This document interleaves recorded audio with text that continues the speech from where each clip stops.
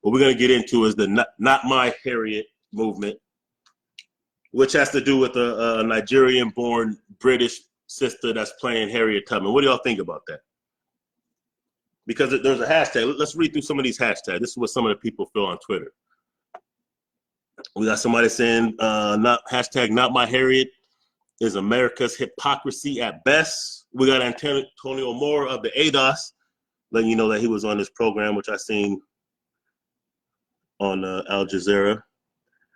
We got Camille saying, I'm tired of Harriet Tubman's legacy being disrespected. They wanted her to be on the $20 bill with Andrew Jackson looming behind her. Then a woman who has been openly disrespectful towards Black Americans is cast to play her in a movie. Hashtag ADOS, hashtag Not My Harriet. What y'all think? I don't know too much about the sister, but regarding that tweet, I'll say like this. First, let's go ahead and address this. Since we're gonna talk about Harriet Tubman, naturally, since we're gonna talk about Harriet Tubman and this hashtag Not My Tubman, and we're gonna speak about the Underground Railroad, we might as well. And we might as well speak about the $20 bill. I've approached this before. I've addressed this before. I'm gonna tell you like this. I still stay solid where I've always stood on Harriet Tubman being on the $20 bill. I think she deserves to be on the $20 bill.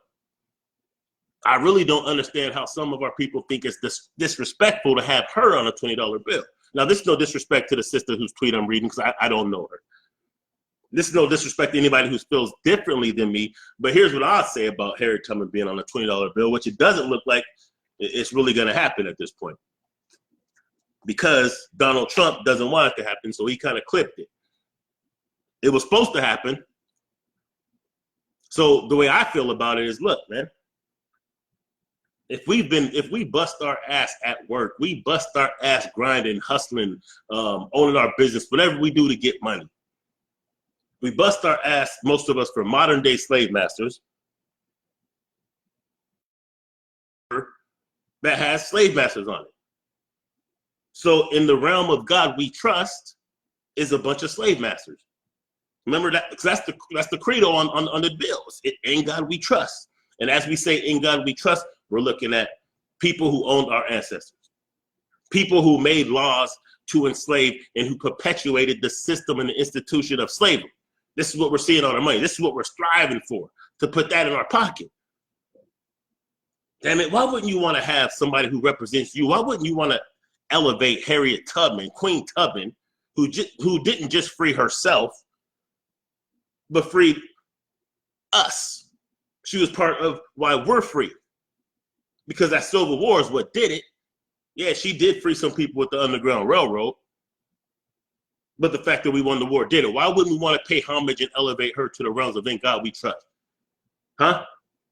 What would it be like having our own people who've been through the struggle and who served us being on the money rather than those who served them and who enslaved our people? Why would anybody have a problem with that? Think about how that might change the whole way we look at money. Think about how that might change how we spend money. So I don't know about you, but I'd be clutching to my Tubmans a little bit tighter than my Jacksons. I'd be a little bit more conscious who and where I spend my money if it looks like me. I would be more conscious because understand, Harriet Tubman was part of the Underground Railroad. And contrary to some of these conspiracy theories, some of these hoaxers out there that's trying to tell you that Harriet Tubman never existed. I've even heard people say that Harriet Tubman was a transgender, that she was Illuminati, that she was all this extra bullshit. And obviously a lot of people don't know that the Underground Railroad was actually not an underground railroad. It was a network, you know what I'm saying? So what I'm saying is this: what's the modern day Underground Railroad?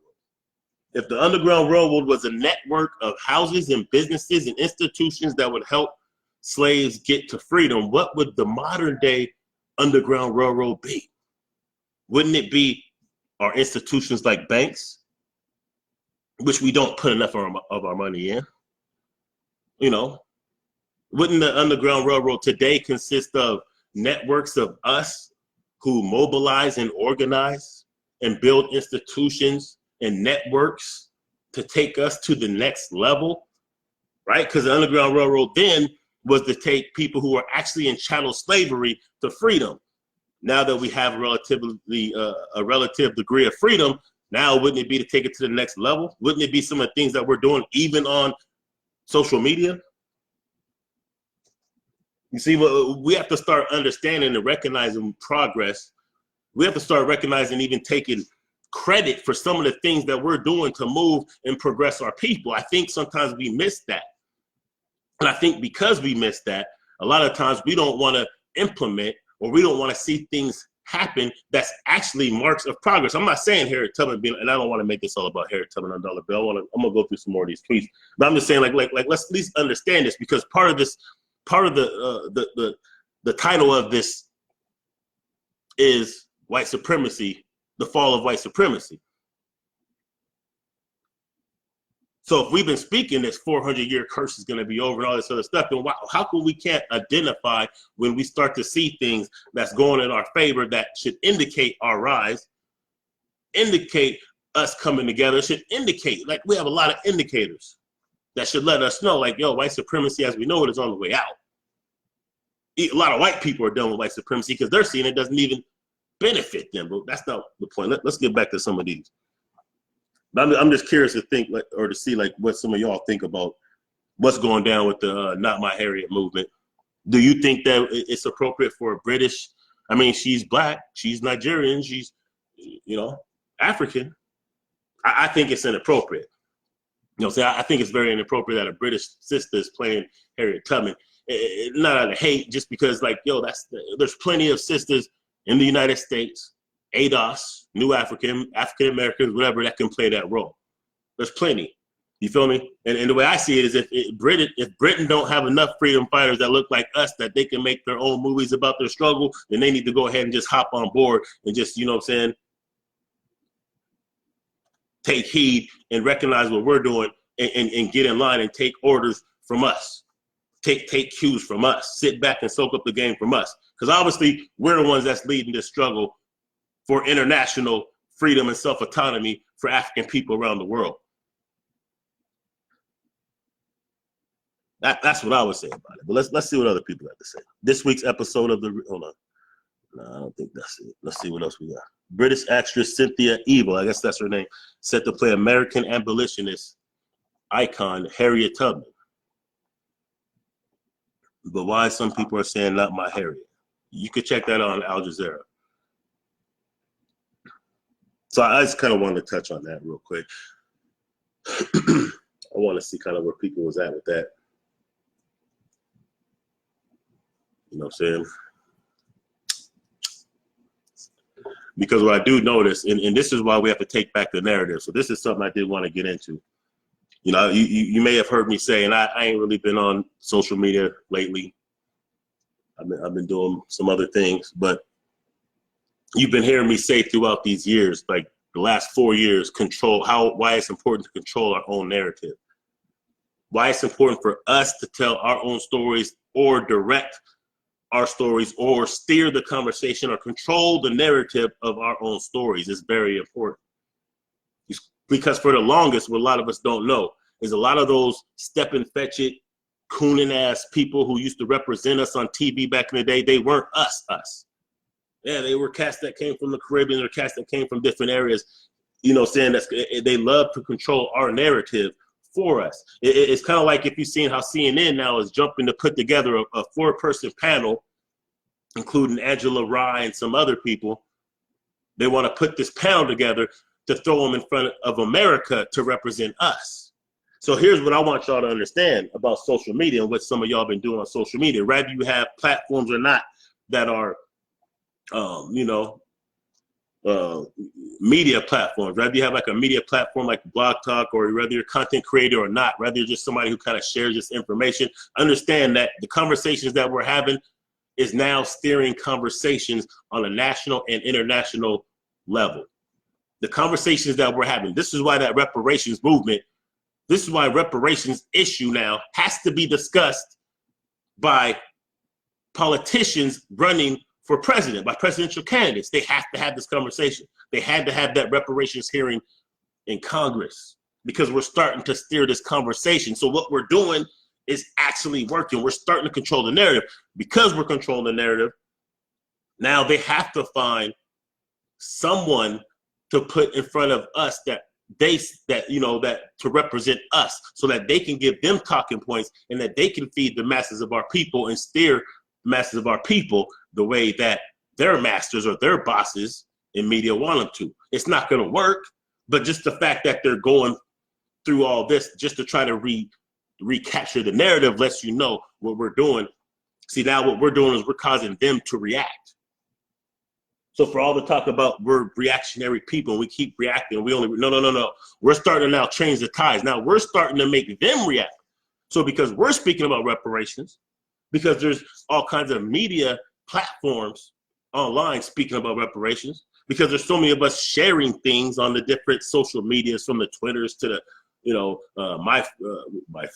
MySpace, yeah, Facebooks, you know what I'm saying, and YouTube. Since we're having these conversations, they know they have to have it. So when you have Mary Williamson coming out saying that she wants to propose a $100 billion package for reparations, that's a good thing. Hell no, it's not enough. 100 billion ain't gonna cut it for the reparations, but damn it, we gotta start the conversation somewhere. At least a number is now introduced. Now we can go through and we can calculate and we can see why that number is not close to enough. But that is 100 billion is 10% of a trillion. So we've been speaking this trillion, that's 10%. 100 billion is 10% the way there. Feel me? So that means that at least we had the conversation. At least it's out there. We needed it out there before we could actually pursue it. It wasn't going to just happen by us having this conversation on social media. It wasn't going to just happen by us having this conversation in different meeting places. It was going to take politicians embracing and taking that conversation to the next level, organizing and even putting money behind those who can represent the case. But now we're steering the conversation. We're making them have to react. That's powerful. That's powerful. Let's not, come on, man. We have to recognize the power that we have, so that way we can learn to continue to mobilize behind it, how to refine it, and how to get what we need out of it. So it's a good thing that these conversations are happening. Now we have to make sure that we keep control of the narrative of the conversation.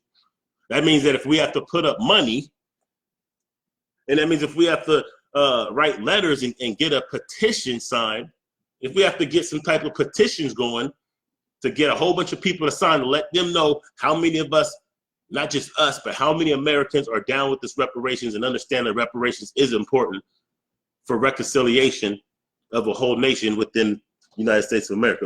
If we have to do that, we have to do that. If we have to put some money behind Dr. Claude Anderson or Cynthia McKinney or Tariq Nasheed or Hashim Azinga or Minister Farrakhan or whoever, whatever committee of people that can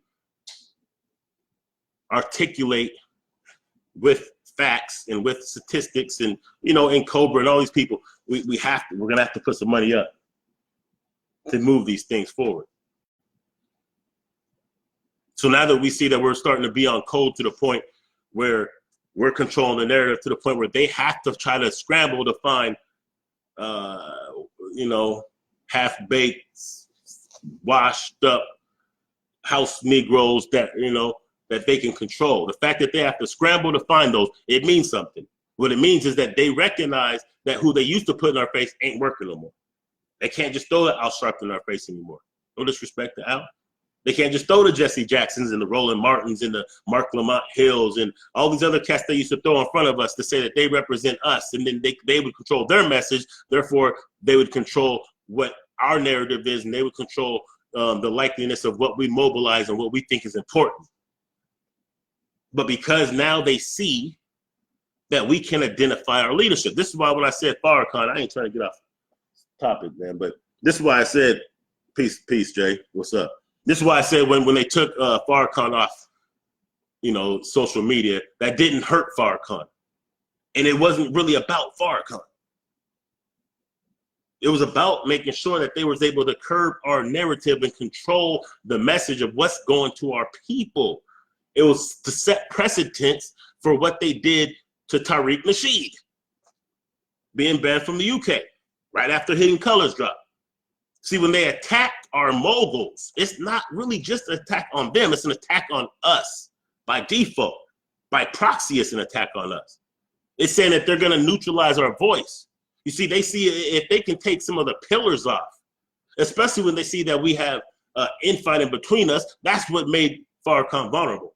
That's what made Umar vulnerable.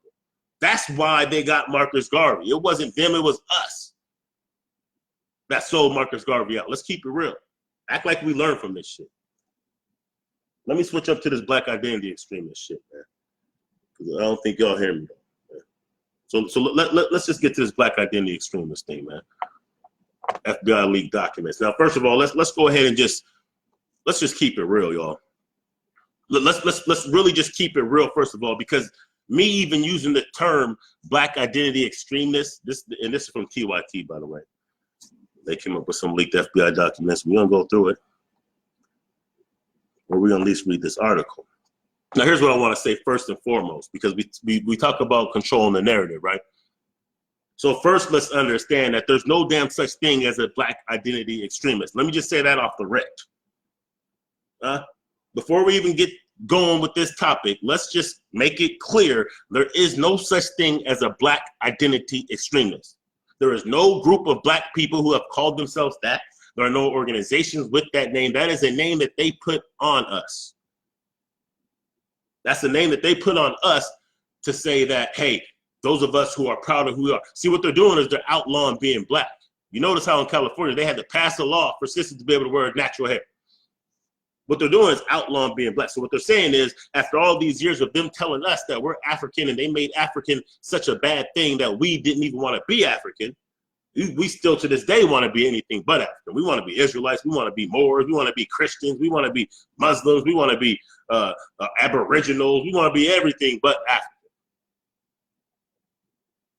You see? But now that a lot of our people are starting to embrace with pride their African roots, you see? Now that we're starting to embrace our history and our culture and what we've been through, now that we see this happen, all of a sudden now they want to outlaw it. See, first it was cool when we didn't like it. It was cool when they were using that as a term to, a derogatory term. Oh, bones in your nose, flies on the cheeks, African, you're swinging from trees and all this crazy shit that we know ain't really what's going down. It was cool then, but now we're saying, you know what, we are African. We're proud of being African. We knew African. We wearing kente cloth. We rocking unks. We rocking West African. You know what I'm saying? We're going back to our spiritual practices. All of a sudden now it's a problem because they're not controlling the narrative of it. See, now we're taking it back. We're saying, look, yeah, we're proud of that. We're the one that did this, and that. So now they're saying that, oh, okay, because proud black people are more likely to kill police. This is how this shit started. They're more than likely to take retaliation for police that are killing them. So in other words, you know, they don't want to be slaves anymore. They don't want us to just kill them wholesale anymore. So that's a problem. It had the nerves to say that black identity extremists, something that they made up, is more dangerous than Al-Qaeda. After telling us that Al-Qaeda blew up the World Trade Centers and killed 3,000 people. This is what they said Al-Qaeda did. Whether we believe Al-Qaeda did it or not, or the whole narrative of that, that's not the point. The point is they said Al-Qaeda was responsible for the Twin Towers going down and some more shit. Al-Qaeda was responsible for taking over Libya. Al-Qaeda is responsible for thousands of deaths of Americans. They can't find any quote unquote black identity extremists who have killed Americans. But somehow we're more dangerous than Al-Qaeda. Those of us who are proud of who we are. We're dangerous. We're more dangerous than white supremacy or white nationalist hate groups even. This is what they're saying. Understand, just try to understand what's going on here. Now, of course, they're gonna say, of course they're not, of course you're gonna hear them say stuff like white supremacy isn't the problem. Why wouldn't they? Most of these damn police are white supremacists. And most of the people who kill police also identify as white nationalists. But the idea, it's just counterintelligence again. Like I've been telling you, this shit is still around. Counterintelligence is around. You look at these Negroes who only have negative things to say about their own people. That's counterintelligence. When they're curbing the message of a Farrakhan and putting out documents saying that black people who are proud of themselves are dangerous to America or domestic threat, that's counterintelligence. What they want to do is they want to scare any non-black or non-African descent people. They want to scare them into thinking that, hey, these people are a problem, we must exterminate them ultimately. Oh, these people are a problem, so when you see the police kill them, don't worry about it, we're getting rid of the problem. This is subliminally being put in their brain. It's not even so subliminal these days. They want you to say, hey, when you see black people getting higher sentences for the same crime, it's because we know ultimately, hey, they're dangerous. By the way, so many people shot in Chicago this weekend that they had to close down the hospitals. You know what I'm saying? But those aren't black identity extremists, though, right? So black identity extremists is also more dangerous, apparently, than quote unquote gangbangers, because they ain't got no bodies on the black identity extremists. Yet they're saying it's more dangerous than Al Qaeda, international terrorist organization, as they say. It's more dangerous than white nationalists who've been the ones that's been doing these mass shootings, like the last 3 that's happened, like the ones that's been foiled. These are all white supremacists. The dude that shot up those people in Las Vegas had white supremacy or white nationalist ties. But they're saying that black people who are proud of who they are. So in other words, if you see a nigga with an unk, he's probably a problem. That's basically what they're saying. If you see a cat that's into the Bible and that's probably a problem. These Israelites, they're a problem. These Moors, they're a problem. Everybody's a problem. Yeah, we're still fighting amongst each other over this bullshit, right? To some degree. We are still bickering. It's mostly this online bullshit. But there is divisions between our ranks.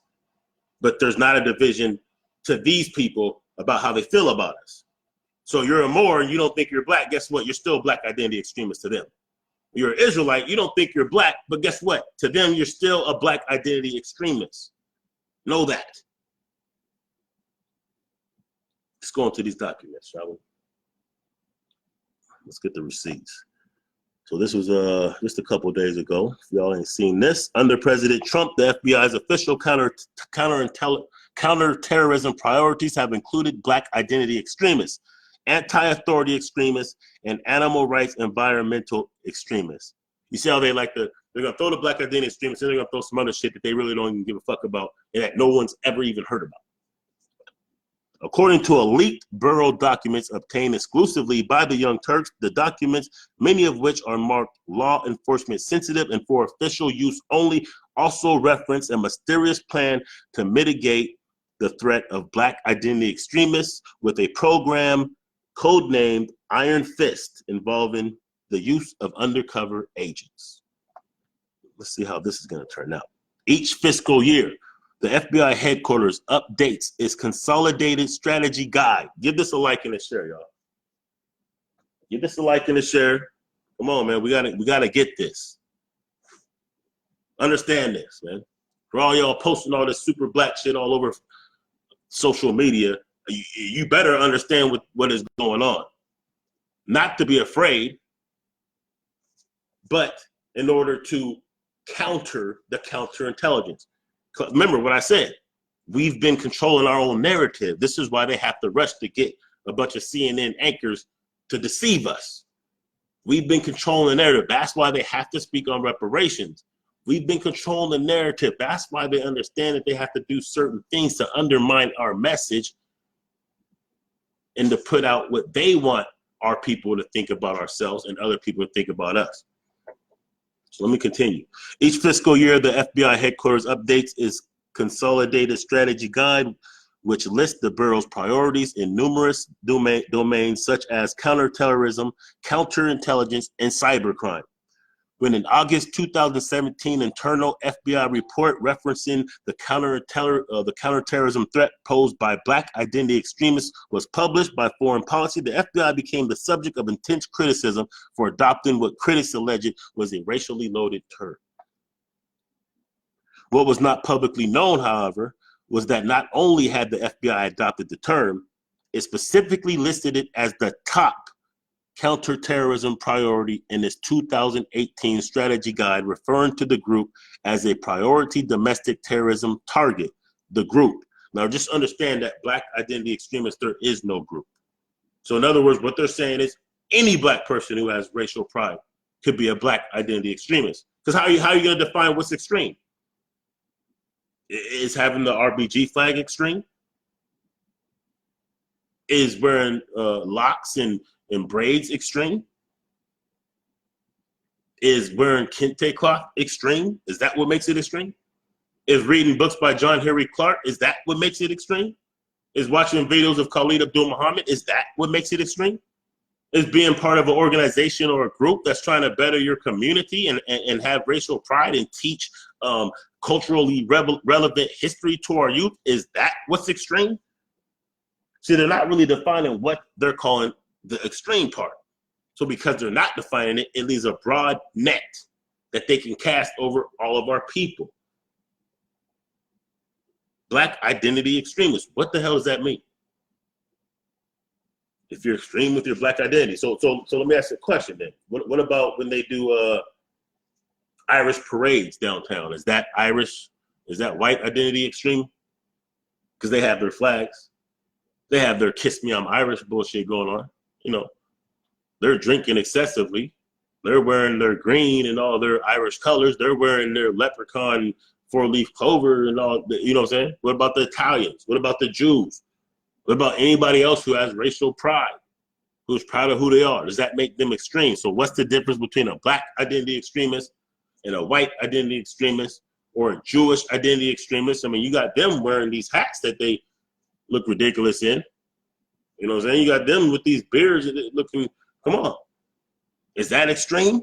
Is it extreme to try to hold on a tradition that you're saying you're holding on to for thousands of years? Is that a little bit extreme?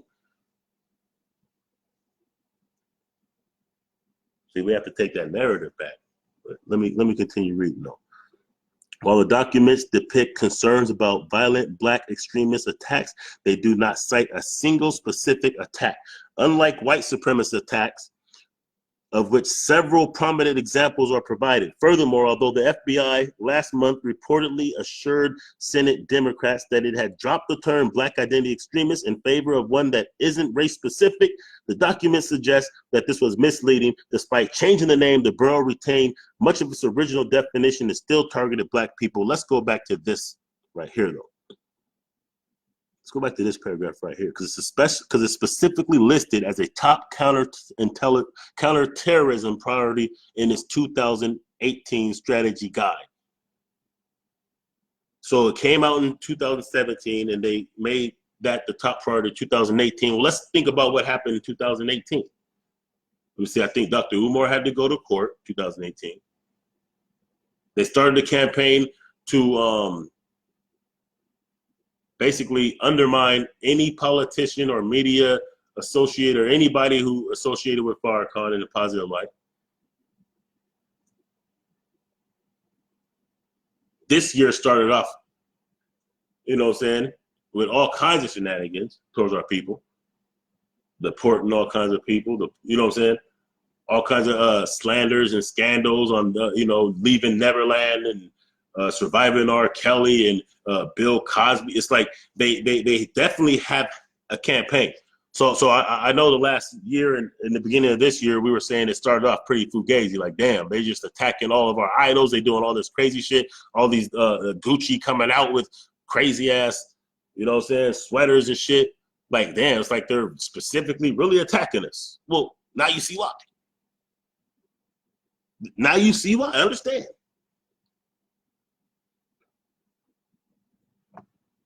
What else, man? So grave did the Bureau consider the threat of Black extremists that from 2019 to 2020, using new designations, it listed the threat at the very top of its counterterrorism priorities, even above terror groups like Al-Qaeda. Come on, y'all.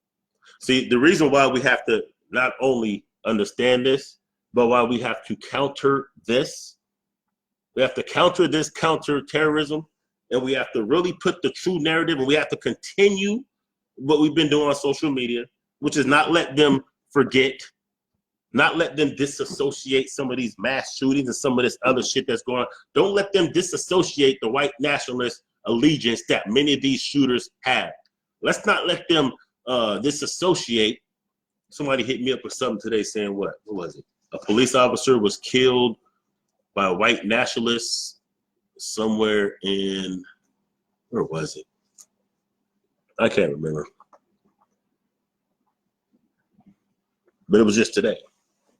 So I'm saying like we can't allow that to die out. We have to continue to put that out there. If you're a content creator, put that out there. If there's somebody on social media just shares and tweets a lot, make sure you share and tweet some of this information.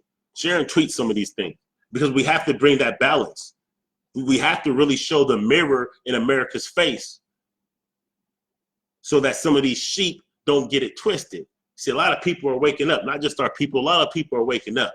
We have to continue to put them facts in people's face so that they can't continue to sell people what they want people to think about us, while they waste taxpayers' money to so-called monitor black people for no damn reason. Meanwhile, they're really doing a disservice to other Americans, even white Americans. So y'all white folks need to be paying attention. Yes, it's actually a danger to you. It's a disservice to you and your taxpayer dollars too. When they're wasting their time, they want to watch somebody like me. I ain't plotting nothing against anybody. I'm plotting for the salvation of my people, the restoration of my people. For hell, the restoration of my damn self. This is what we work on. We work on building things. We work on trying to do things that really most governments do for the people off top, especially if these people are responsible for the wealth and power of the damn nation. We shouldn't have to do some of these damn things that we're doing. We're the reason why America is wealthy and powerful. Yet we're under scrutiny when we try to fix our own damn communities. So they'll allocate tax resources to watch and monitor us. Meanwhile, you got white boys planning to blow shit up and shoot shit the fuck up.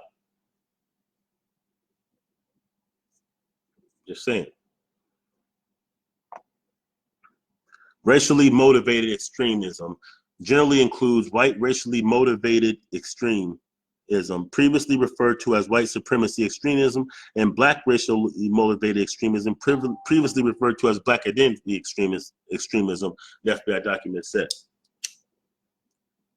The FBI's new 2020 counterterrorism priorities changed the designation yet again, this time to racially motivated violent extremism. However, the new term also includes much of the same definitions of the 2018 Black Identity Extremist. The 2020 threat guidance states RMVEs, racially motivated violent extremists, use force or violence in violation of criminal law in response to perceived racism and injustice in American society. Let's break that down real quick. So what they're saying is racially motivated violent extremists,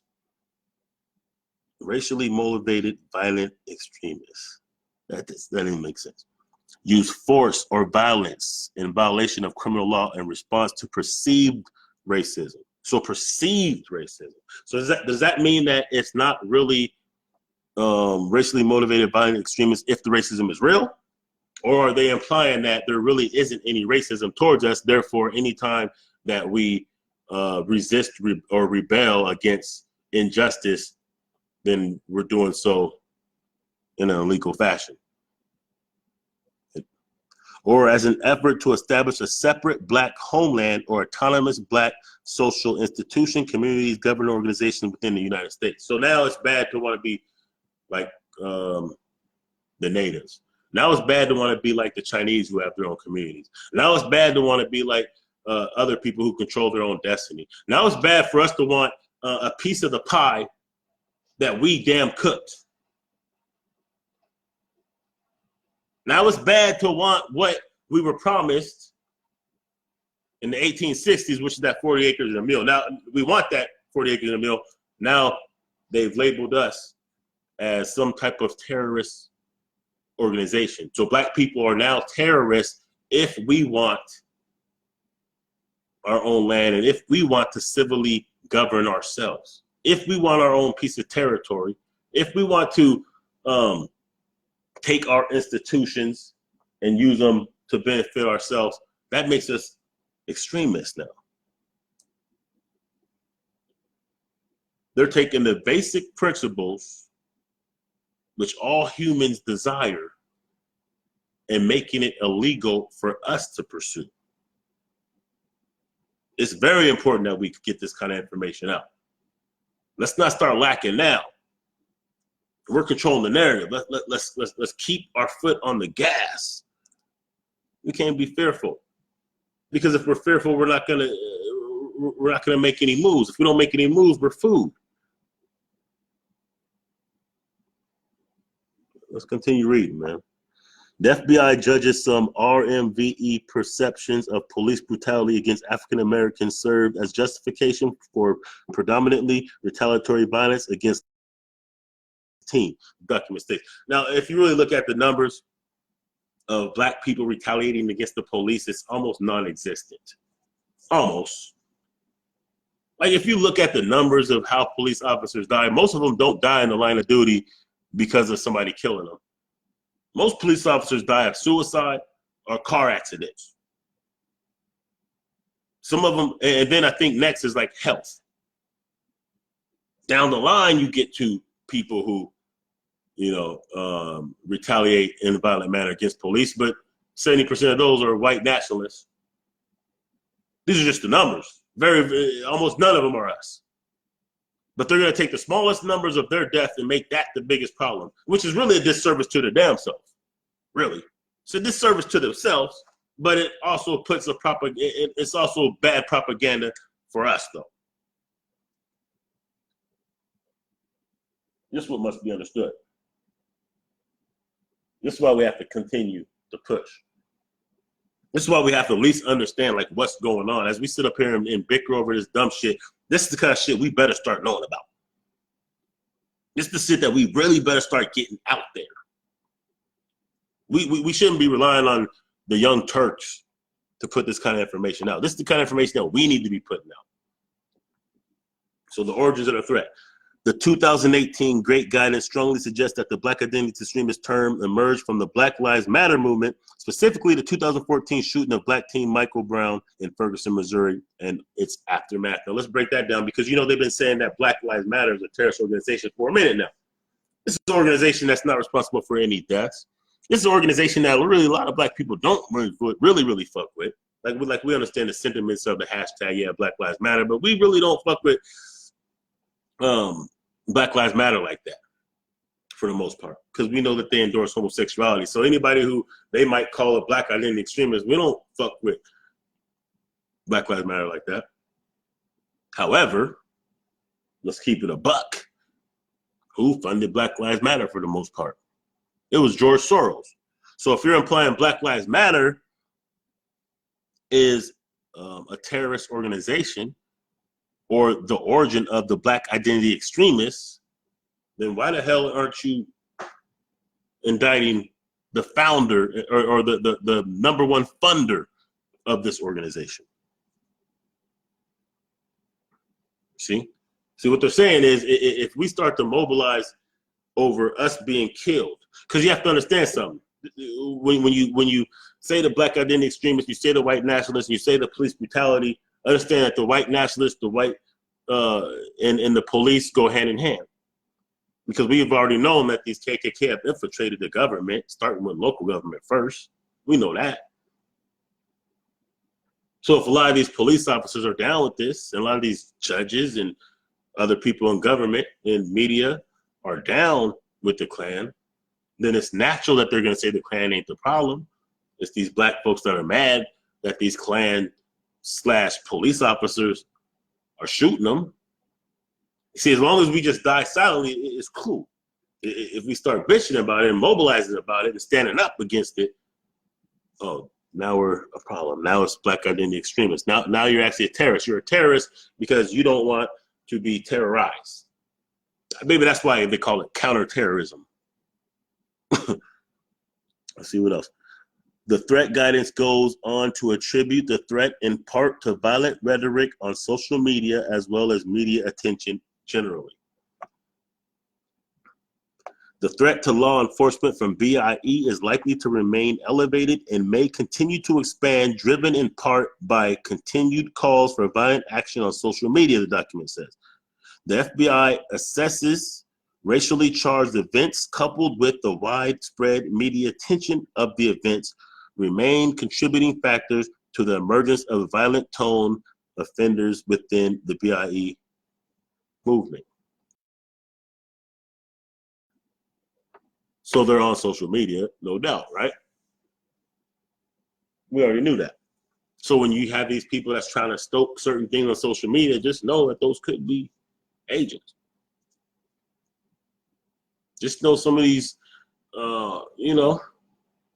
just know when you're constantly getting flagged and your channel shut down and your page is suspended, just know that the monitors, you're being monitored. Like, we're being monitored, but we already know that. That's too easy for them to do, right?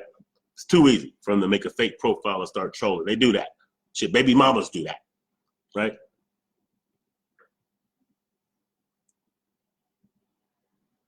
But not too many serious people, not anyone who's serious is out there calling for violence. Like that would just be dumb. Not only that really there's so many ways for us to maneuver that you know what I'm saying? Like Nat Turner had no other choice but violence, right? Jean-Jacques Dessalines and all these other freedom fighters, they didn't have no choice. We have a lot more choices. So we know that that's not happening, but as long as they can continue to convince, and a lot of these people that's calling for the violence is them. It's them calling for violence, hoping that one of us echoes that call for violence. So then now they can say, look, boom. Countering the threat. The documents also shed light on the FBI's plan to counter the perceived threat of Black extremists. Careful, pay attention to the language. The FBI plans to counter the perceived threat of Black extremists. Methods alluded to include undercover employees, confidential informants, and cryptically iron fists. The 2018 threat guidance states it is challenging to get sources into BIE groups due to security measures these groups employ. The vetting process and time investment to gain access to leadership in BIE groups is very lengthy. The use of undercover employees and online covert employees on BIE groups would provide valuable intelligence to assist in mitigating the threat. I hope y'all are paying attention, man. I hope y'all are thinking about this shit. So let's break this down a little bit. So if their plan, first of all, we know that BIE doesn't exist. There's no damn such thing as a Black identity extremist. We know those of us who are Black nationalists, which isn't the same as white nationalists. Let's see if I still got the definition. Let's go ahead and get it. Boom. Let's get the definition of white nationalist before I even continue. I got two different definitions, one from Webster. I forgot what the other one's from. Hold on. Here we go. White nationalist, a person who supports the perceived political interests of the white population within a particular country, especially to the exclusion or detriment of other racial and ethnic groups. Now look, I didn't fish for these definitions. Okay. Supporting the perceived political interests of white I already did that one. But notice the key phrase here: detriment of other racial and ethnic groups. See, it's one thing to have an interest in your population in a particular country and all that, but now we're speaking about to the detriment of other racial ethnic groups, right? Another one: definition of white nationalists. One of a group of militant whites who espouse white supremacy and advocate enforced racial segregation. His vision for the community, an enclave where residents fly racialist banners, where they're able to import enough white nationalists to take control of a town or government. These are the goals and these are the definitions of white nationalism. Notice two key phrases: detriment of other racial and ethnic groups, and advocate enforced racial segregation. So in other words, what they're saying, for the two common white nationalists, it means to the detriment of other people. It means that they don't mind hurting people. They don't mind other people going through, hardships for them to get their goals. But black nationalists don't roll like that. Let's look at the definition of black nationalism real quick.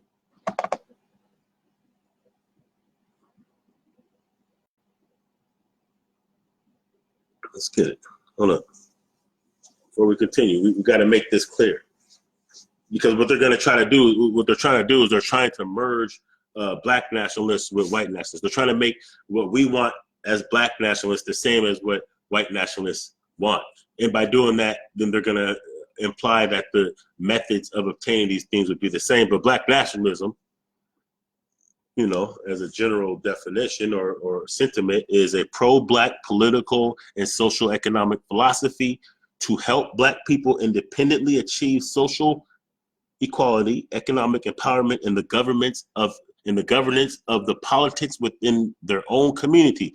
Being pro-black does not mean being anti-white, but that the interest of black people as a community, socially, economically, and politically, comes first in the governments of men, regardless of religious ideology or other beliefs. That means that we put our nationalistic endeavors before we put socially and economically before we put our religions or different ideologies or beliefs. But nowhere in there does it say to the detriment of other people. Nowhere in there does it say, hey, in order to establish black nationalism, we might have to kill some people, or it has to be to the detriment of other people, or we're going to force segregation on people. So that's important now. Now let's continue, because they're talking about the threat, right? So as we see what white nationalists are willing to do, they're making basically black nationalism a threat, terroristic implications to those of us who just want our own.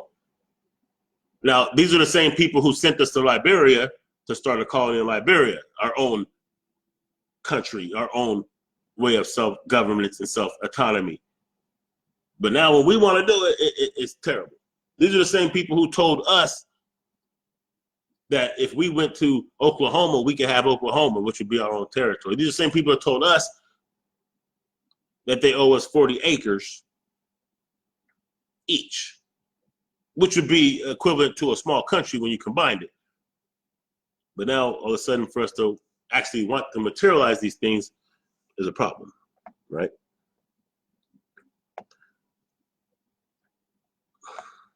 We got to continue. Field offices will evaluate their need. Hold on, no, we got to go back to this, how they're going to be trying to do this online, so we can really understand this. Let's go back to, because they're saying it's the rhetoric on social media, and part of what they want to do is they want to employ ways to infiltrate our groups. They want to use social media. So here's what I'm saying.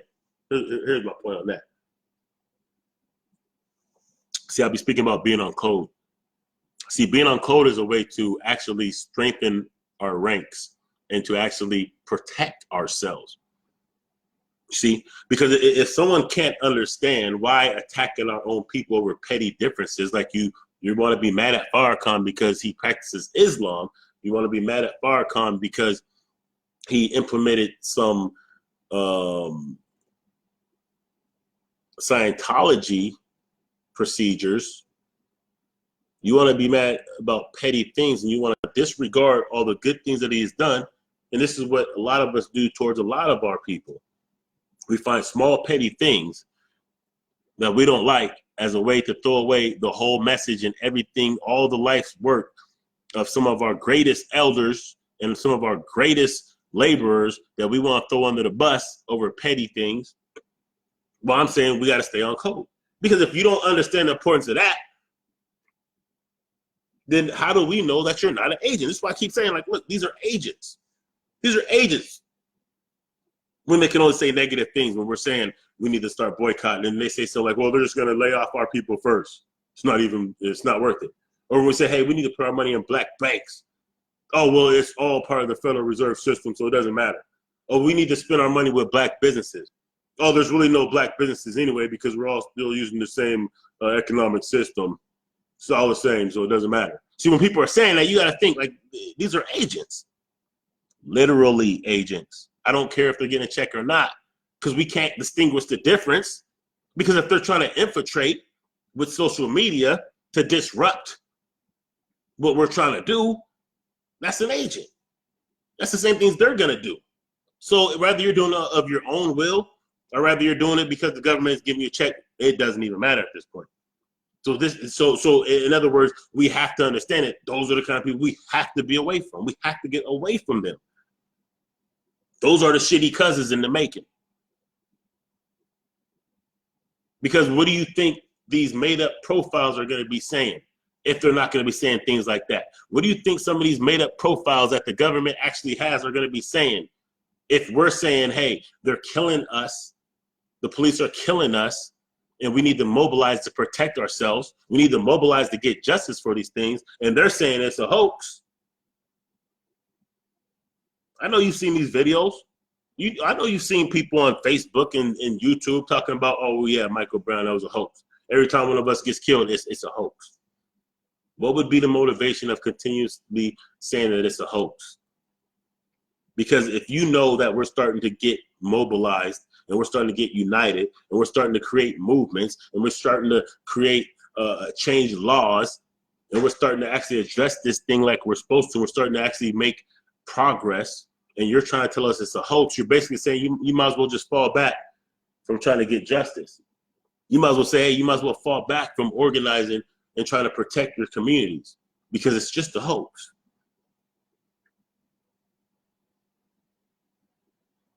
Isn't that a maneuver that you can't perceive? That if there are agents that are going to try to infiltrate pro-black groups, Facebook groups, organizations, don't you think that these are some of the tactics they would do? So anytime you see somebody going against the grain that hard and that you can't even reason with, just assume that these are agents. I've been reading y'all the definition or the paperwork from counterintelligence program in 1967 for a minute now. No need to go backwards now because now we got counterintelligence 2017/1819. So we at least just understand this shit. When you see people who, come on, man, I don't care how you feel about some of these people that they're banning, the Farrakhan's and whatnot. If you can't see the value in just being quiet about it, if you can't see the detriment in going on social media saying how much you hate this person and this black leader, even though they've done more than you'll ever do, if you don't see the danger in doing that, then you're a detriment to our progression. If you can't see that, and you may just be an agent. Because remember, agents doing their job. Their job is to just hardline disrupt. And if that's not your job, then it seems like you'd be able to listen to. So be careful of these cats who only have negative things to say. Be careful of these cats who keep going against the grain and shitting on our ancestors and our elders. Be careful of these cats who want to provoke us into things, to say things that, can get us caught up because we know we're being monitored. And even those who are monitoring us, these agents that's talking all that BIE shit, they know that's not really our goals and plans. That's not the point. The point is if they can convince enough other people that, enough of our own people that we won't affiliate with being with racial pride or with activism. If they can convince enough white people or Asians or Hispanics or whatever that these black people that are running around with unks and kente cloth and these different fancy names and they're proud of their Africanness and their yellow and black power, if they can convince the rest of the country and the rest of the world that those people are a danger, then nobody will bat an eye when they continue exterminating us. Understand that. This is why we must control the narrative. Let's keep on going. All right.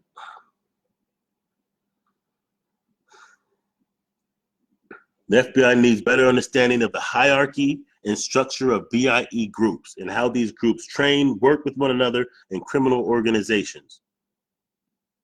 And the guidance states. Now, anybody who's in any reputable black organization knows damn well that you do not affiliate with criminal organizations, because any damn organization that they would consider black identity. So they're talking about Panthers. They're talking about New Era Detroit. They're talking about any small grassroots organizations that's benefiting our community. Could pretty much that is black in nature, that has black racial pride, could pretty much be a black identity extremist according to the definition.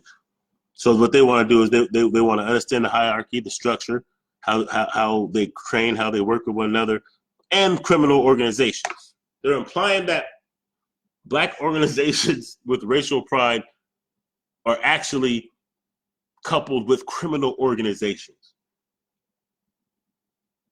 That's like saying the Panthers are working with drug dealers.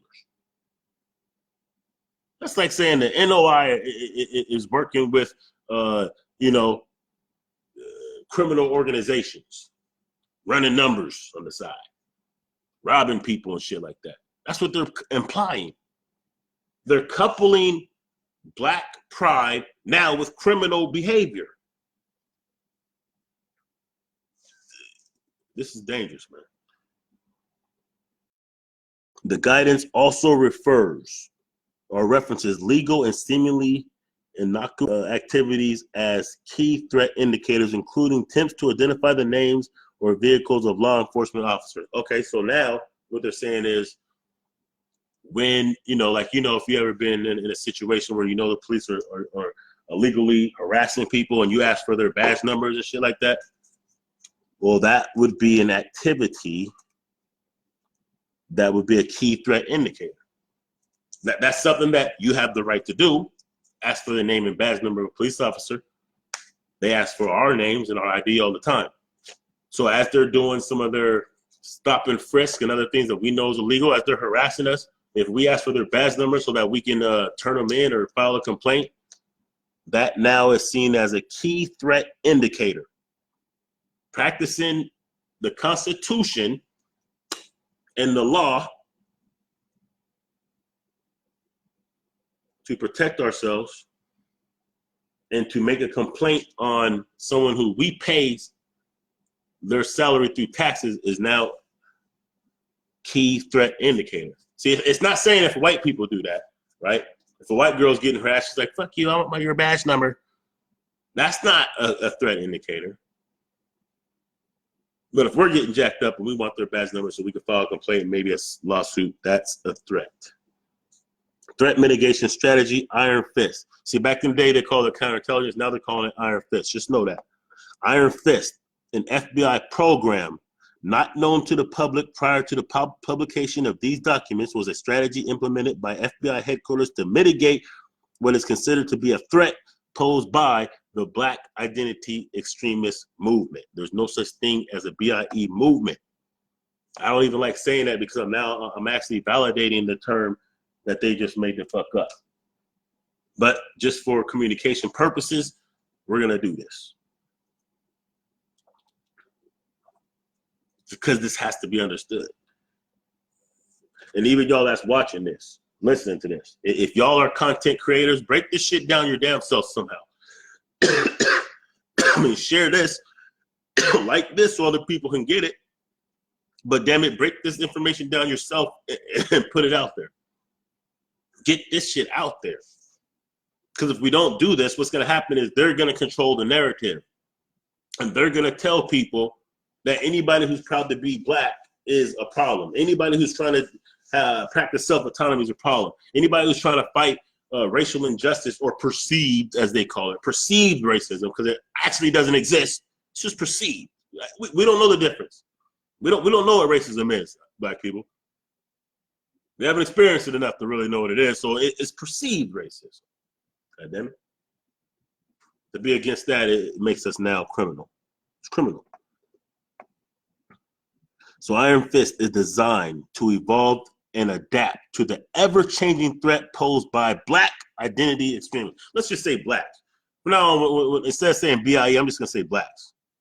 So Iron Fist is designed to evolve and adapt to the ever-changing threat posed by Blacks. To proactively address this priority domestic terrorism target by focusing FBI operations via enhanced intelligence collection efforts. That means, you know, tapping the phone, tapping the social media, hacking of accounts, sending agents. That's what that means. Let's go. In 2018, FBI threat guidance document states, at the same time, the Bureau also considered white supremacist extremists a priority domestic terrorism target. That's at the same time. But obviously now they're saying Black people are more dangerous than white supremacists, which I guess makes sense because white supremacists that are saying it. Yeah. Iron Fist will accomplish this by identifying actionable intelligence to directly support the initiation of FBI investigations and augment current efforts directed against Blacks. In addition, FBI HQ works to develop potential confidential human sources or agents and conduct assessments on the current Black CHS base. Iron Fist also includes a tactic by which the FBI would use the felony status of many Blacks against them. Yeah. Okay. I mean, this is just like, you know, this is a standard procedures, right? You're going to use the felony status. Many Blacks are convicted felons who are prohibited possessors. Therefore, the FBI will continue to use their prohibited possessor status as a tactic to assist in mitigating the threat of potential violence, the document states. Little else is revealed about Iron Fist in these documents. So listen, that's a lot right there. They're throwing the whole book at us. But now when we get to the white supremacy extremists, look how much we had to read about the Black identity extremists. Now, look how little it is now when we go to the whites. But let's just see what they're saying, just for shits and giggles. The same documents show that the FBI also defines racially motivated extremists as inclusive of white supremacist groups, which it describes as a medium threat. That's just a medium threat. High level threat for the Blacks who don't do mass shootings, who aren't killing police officers, who aren't just indiscriminately killing white people or any people. Medium threat for those who just had 3 mass shootings within a 3-day period. That's just a medium threat. I mean, everybody should be appalled by this shit right here. Not just us. Everybody should be appalled by this. Because as they're saying that's a medium threat, they're putting in danger the general public. The general public is more in danger. They want to look at Panthers who's feeding the community, protecting the community, putting together programs to help the community, who's doing social work in essence. Let's monitor. Let's try to use their criminal, if they have a criminal background against them. Let's do all this and pose them as a high level threat. But the ones actually shooting up shit, the ones that actually make it to where you might want to think twice before you go in public spaces, like Walmart, that's just the medium threat. Don't trip. The ones that's running down people in where was that, Virginia or wherever, they ran over a white girl at that. So the ones that's actually out there killing people, even people that look like them, medium threat. Y'all better quit tripping, y'all. But let's go ahead and continue. Until 2019, white supremacy extremist was a term listed in the FBI's counterterrorism priorities before it was categorized under racially motivated extremists. The documents also reveal some RMVEs are driven by a belief of superiority of the white race and is a perception that the U.S. government is conspiring with Jews and minority populations to bring about the racist demise. The 2020 threat guidance states.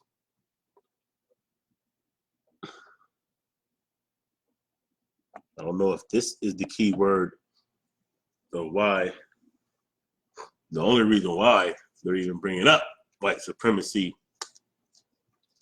extremists. I'm just saying, I don't know. Anywho, while the 2020 threat guidance alludes to violent black extremists, you can't even not bring up black people when you're talking about this shit. Each of the specific attacks referenced were carried out by white supremacists. In October 2018, attack on a synagogue in Pittsburgh, which killed 11. That was white supremacy, white supremacist extremists or whatever, white nationalism. The March 2019 attack on 2 mosques at Christ Church in New Zealand, which killed 51. The April 2019 attack on a synagogue in California, which killed 1. In July, FBI Director Chris Wray told Congress that the majority of terrorism cases the Bureau has investigated in 2019 are motivated by the same version of what you might call white supremacist violence. The head of the FBI's counterterrorism division testified that 40% of domestic terrorism cases were racially motivated extremists and that most of them were white supremacists. Despite the apparent rise in attacks, the document shows that in 2018, the FBI anticipated a decline in national white supremacist groups. How convenient. The FBI further judges ongoing attrition of national organized white supremacy extremist groups will continue over the next year, yielding a white supremacy extremist movement primarily characterized by the locally organized groups, small cells, and lone offenders. The 2018 threat guidance says. How convenient. How convenient that they're going to downplay the actual threat while magnifying something that's not a threat. How convenient. How convenient that the same people who definitely have quote unquote white supremacists in their ranks are downplaying the threat level of themselves, basically. Okay, let's keep going though. Infighting and lack of leadership have made it difficult for groups to organize nationally and to sustain their membership and influence. The internet and the emergence of social media has also enabled individuals to engage the WSE movement without joining organized groups, the 2019 threat guidance says. So let's just recap what that means right here, or how I read that. I could be wrong, but it's basically saying is, look, hey, you ain't got to worry about white supremacist, white nationalist groups because, you know, they don't really have too much membership. They're just local. They're just local little small groups and lone offenders, just lone offenders, you know, lone wolves. So you ain't got to trip. It's not them you have to worry about. It's those well-organized, weaponized blacks. That's what you got to worry about. They're the threat. They're well organized. They're equipped to do so much. They can take over the whole goddamn country if we let them. We better neutralize them now. Don't worry about the white people because they're just lone wolves. They're just lone sharks. They're doing it by themselves. They're small. They're not as organized. They don't got the numbers.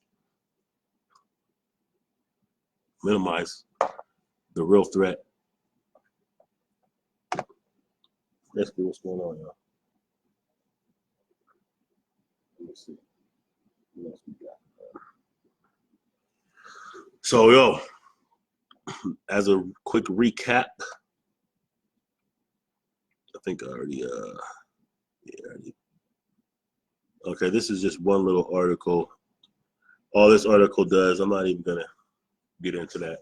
I'm gonna close this down because I didn't really not mean to be doing this for that long.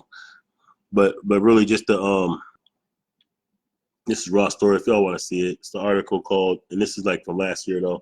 Only reason I was even going to load what I was going to go into this is only because it just shows that the DOJ blocked the report showing the white supremacists responsible for all the race-based domestic terrorist incidents in 2018. So what they're saying is that every all the terrorist incidents of 2018, especially that were racially based, was all white people against other people. All right. So basically, all I want, that's what I wanted to do, man. I wanted to first of all say, look, I don't even want to keep going into that, but you know, I want to go into the Not My Harriet movement a little bit and why it's important for us to continue to push Harriet Tubman and why we got to stay on code and things like this. But really what I want to say is this, man. The work that y'all are doing on social media, right? Those of y'all that are sharing different kind of information, those of y'all that are tweeting, those of y'all that create content, continue to do so. Continue to push the proper narrative. Continue to isolate from those who only have negative things to say every time we have something that we're trying to get done. Those who keep telling us that, all these things going against us is a hoax. White supremacy doesn't exist. Police ain't really killing us.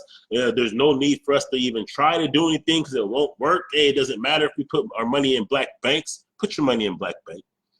And just know that some of these people that are negative, those are just the easy ones to infiltrate out the way. Because the other ones are going to be smooth. The ones that are seasoned are going to be a little bit smoother than that.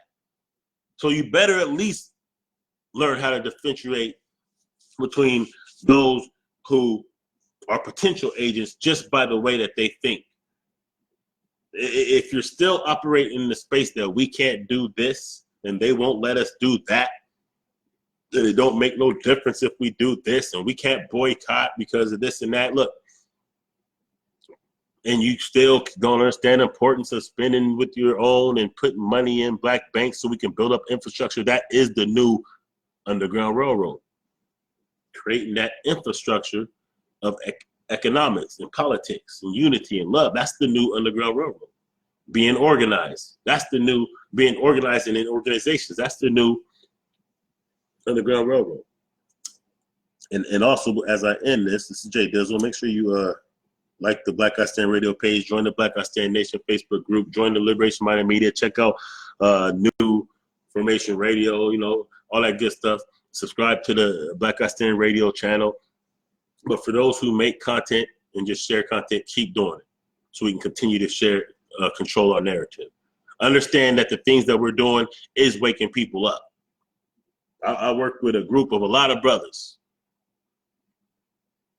And I be in their ear, I be speaking, I be seeing where they're at. Almost everybody I work with, I'm talking about construction dudes, conscious. They know what time it is. They study a lot of these things that we be studying. They're hip. And the best part about it is, I'm gonna tell you like this. And this is why I say to people who be like, oh man, there's nobody conscious somebody. Well, yes, there is. Wherever you're at, there's people who think like you. If you're not getting to them, it's because you're either one, you're not active in anything, or number two, you're not as conscious as you think you are. Because if you are, you will attract those people. No matter where you're at, you will know who's who. You won't even know. You'll just automatically go to them. And the like minds will attract. So what I'm saying is this. The things that we're doing is working. Because when I speak to these brothers and these sisters, they're very hip. They know what's up. They study a lot of these things. But when I bring up big time names that I think that they would know, Umar Johnson or Tariq Nasheed or Hayden Cubs, when I bring up things like that, they're not hip. So that means even some of y'all that think you're out there and you ain't nobody really listening to what you're saying, people are listening, they're waking up. You're inspiring somebody. You're waking up somebody. You're nudging them somewhere. It's working. Keep it cracking. It's Dizzle. I'm out.